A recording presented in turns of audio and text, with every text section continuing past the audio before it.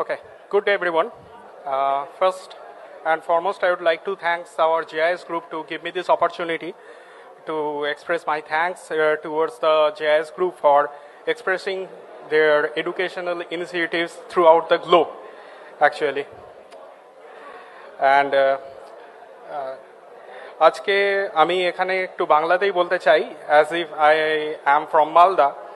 আমার বাড়ি, আমার এডুকেশন, আমার সমস্ত কিছুই মালদাতেই হয়েছে এবং আমি অনেক আমার স্টুডেন্টসদের দেখতে পাচ্ছি যারা আমার স্কুল থেকেই বিলং করে, রামকৃষ্ণ মিশন বিবেকানন্দ বিদ্যা মন্দির।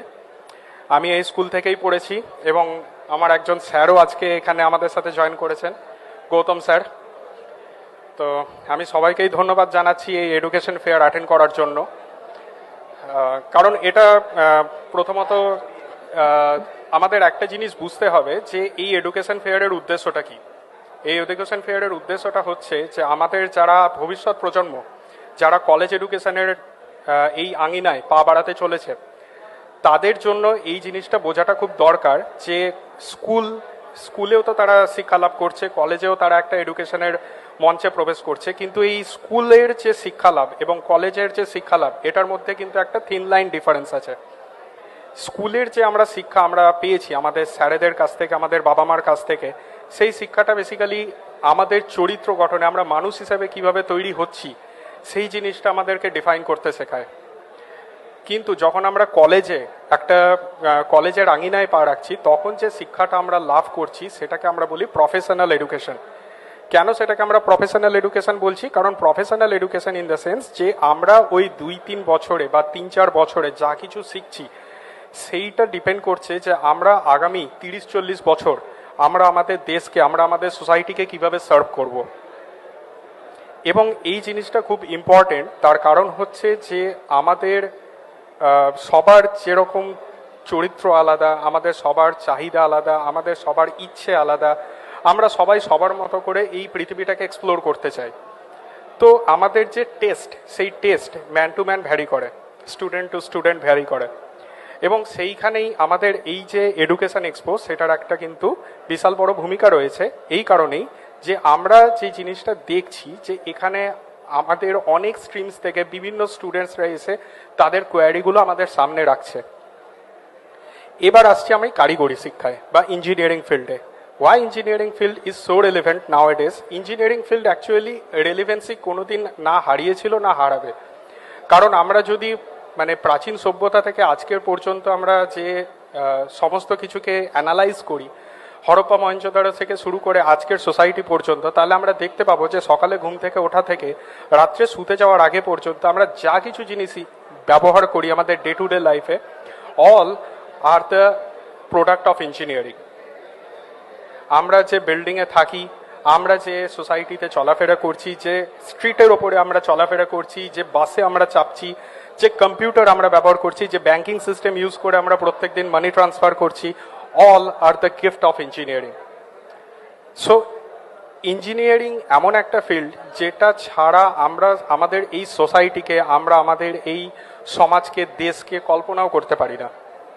এবং সেই জন্য আমার যেটা মনে হয় যে আজকে ইঞ্জিনিয়ারিং, হ্যাঁ হতে পারে যে এখানে অনেকগুলো ফিল্ড আছে আমাদের, যেরকম সিভিল ইঞ্জিনিয়ারিং, স্যার যেটা বললেন আমার আগে, যেখানে সিভিল ইঞ্জিনিয়ারিং আছে, ইলেকট্রিক্যাল আছে, মেকানিক্যাল আছে, অটোমোবাইল আছে।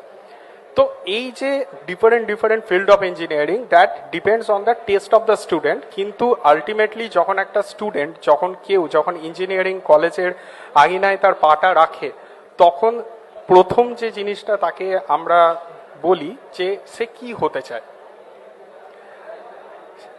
সে কম্পিউটার সায়েন্সে যেতে চায়, নাকি সে সিভিল ইঞ্জিনিয়ারিং হতে চায়, নাকি সে অন্য কিছু হতে চায়, সেই জিনিসটা আইডেন্টিফাই করাটা তার জন্য খুব গুরুত্বপূর্ণ। তার কারণ হচ্ছে আগামী দিনে সে কিভাবে আমাদের এই নেশনকে সার্ভ করবে, সেটা কিন্তু তার এই পুরো চয়েসের ওপরে ডিপেন্ড করে থাকে। আজকে যদি আমি ধরে নিই যে কোনো একজন স্টুডেন্ট সে সিভিল ইঞ্জিনিয়ারিং চুজ করলো, তার মানে এটা নয় এখনকার দিনে দাঁড়িয়ে আমরা বলতে পারি যে সে শুধু সিভিল ইঞ্জিনিয়ারিংয়ের যে গণ্ডি, সেই গণ্ডিতেই আবদ্ধ থেকে সে তার স্কুল জীবন বা কলেজ জীবনটাকে শেষ করবে। কারণ আমরা এখন দেখছি যে ইন্টারডিসিপ্লিনারি এডুকেশনের পাশাপাশি ইন্টারডিসিপ্লিনারি এডুকেশনও কিন্তু আমাদের সোসাইটিতে ধীরে ধীরে আসছে। তার মানে কি, যে একজন স্টুডেন্ট যে হয়তো সে সিভিল ইঞ্জিনিয়ারিং পড়ছে, তার মানে সে তার সিভিল ইঞ্জিনিয়ারিংকে এক্সপ্লোর করার পাশাপাশি সে কিন্তু এআইএমএল এর মতো ফিল্ড, যেটা artificial intelligence and machine learning, এই ধরনের ফিল্ডকেও তারা এক্সপ্লোর করছে। in the field of traffic engineering development, in the field of transportation, in the field of irrigation engineering। তো এই সমস্ত জায়গায় যখন সে যাচ্ছে, তার মানে সে কিন্তু তার নিজের গণ্ডির থেকে বেরিয়ে গিয়ে সেই তার জগৎটাকে আরো বড় করে তুলছে, সে তার যে নিজের রিসার্চ ফিল্ডটাকে সেটাকে আরো বড় করে তুলে ধরছে। এবং আরেকটা জিনিস যেটা ইঞ্জিনিয়ারিং ফিল্ডে খুব ইম্পর্টেন্ট, সেটা হচ্ছে স্কিল। এখানে শুধু নলেজ দিয়ে কিন্তু হয় না, সেখানে কিন্তু আমাদের স্কিলটা দরকার হয়। স্কিল কি? স্কিল হচ্ছে practical experience through what?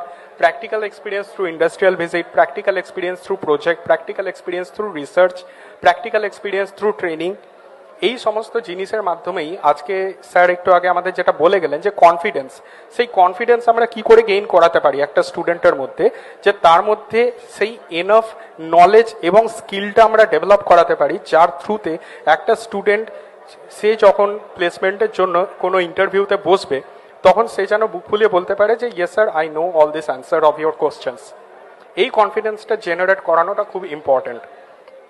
Engineering মানে কিন্তু শুধুমাত্র কোনো একটু পুঁথিগত বিদ্যা আয়ত্ত করে একটা চাকরি পেয়ে, ভালো চাকরি পেয়ে জাস্ট আমি প্লেস হয়ে গেলাম, আমি একটা ভালো চাকরি করছি, ভালো প্যাকেজ করছি, তা নয়।